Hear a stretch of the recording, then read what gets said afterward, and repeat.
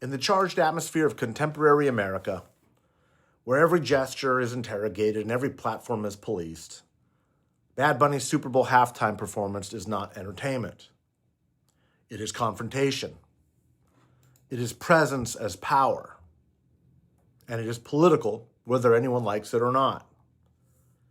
Because in this America, culture is no longer downstream from politics. Culture is politics now.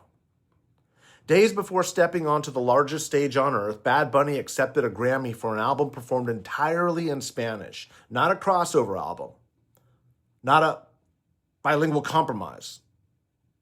Spanish. And for the first time in history, the industry was forced to reward it. And then came the speech, a direct condemnation of ICE, a reminder that immigration enforcement isn't a talking point. It's a lived reality for millions of Americans who don't have the luxury of treating politics like a debate club. And that Grammy moment wasn't the story. It was the warning shot. The Super Bowl was always going to be the real fight. You see, for years, Americans have told themselves a comfortable lie, that artists make culture and politicians merely respond to it. The culture is soft, the politics is hard, that the two can be separated. And well, that lie died a long time ago. Donald Trump didn't just exploit culture, he weaponized it. And now there's no neutral ground left. Every song choice is political. Every casting decision is political. Every language spoken in public is political. Which is why the Super Bowl halftime show, the last true mass cultural ritual in American life, is no longer just a performance. You see, it's a stress test, a referendum. It's a mirror held up to the country whether it wants to look or not. And the NFL knew exactly what it was doing. They didn't accidentally pick Bad Bunny. They didn't stumble into controversy. They chose a Spanish-only artist at the exact moment when language, identity, and belonging have become political fault lines. No code switching, no translation, no apology, Spanish, full stop.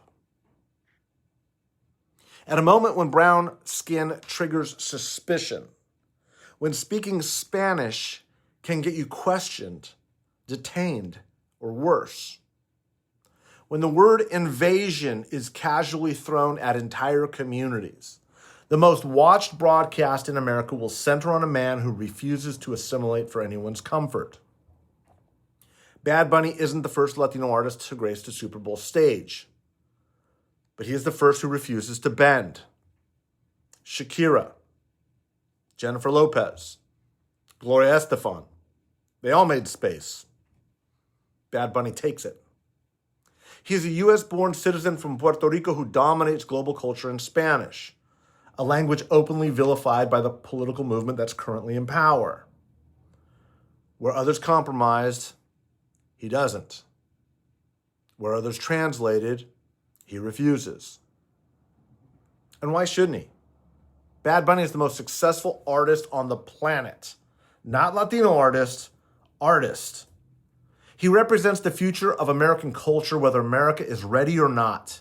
Younger, browner, unapologetic, and yes, American. The NFL understands demographics better than Congress ever has. Their players, their fans, their revenue growth all point in the same direction.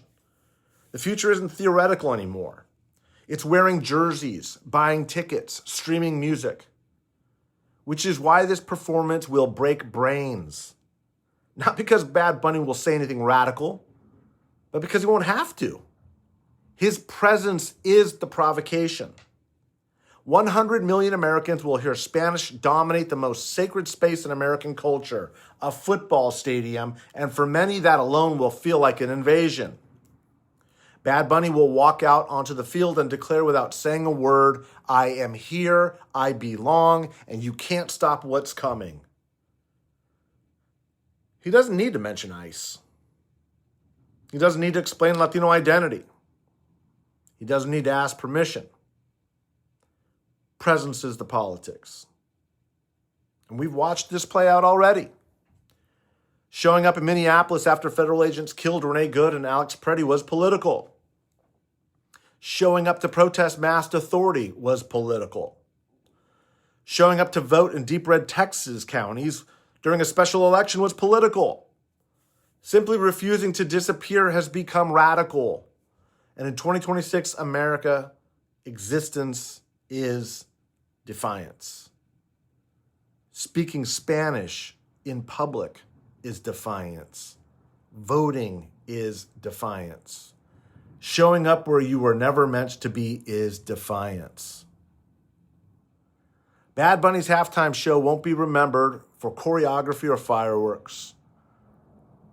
It will be remembered as a line in the sand. Demographic reality colliding with cultural panic. An industry acknowledging what politics refuses to accept. A generation done asking to be included. The details won't matter. The songs, the guests, the staging. What matters is that he's there, unfiltered, untranslated,